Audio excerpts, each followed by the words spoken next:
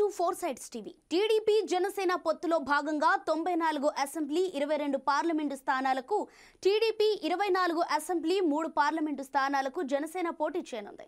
TDP 94 మంది అభ్యర్థులను ప్రకటించగా జనసేన తరపున కేవలం 5 స్థానాలకు మాత్రమే ప్రకటించారు.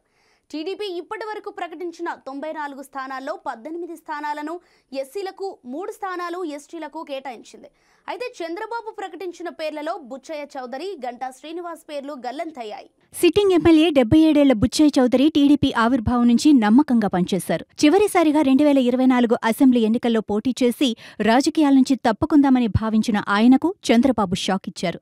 విజయనగరం జిల్లాలోని చీపురుపల్లిలో బొత్స సత్యనారాయణపై పోటీ చేయాలని గంటాకు చంద్రబాబు సూచించారు. దానిని తిరస్కరించడంతో గంటాను పక్కన పెట్టినట్లు తెలుస్తోంది. రాజమండ్రి సిటీ ఎమ్మెల్యే ఆదిరెడ్డి భవానీ స్థానంలో ఆమె భర్త వాసుకు టీడీపీ టికెట్ దక్కింది. కాపు కురువృద్ధుడు చేగొండి హరిరామ జోగయ్య 20 నుంచి 25 సీట్లు జనసేనకు కేటాయింపు జరిగితే కాపుల ఓట్లు పడవని ముందుగానే హెచ్చరించారు.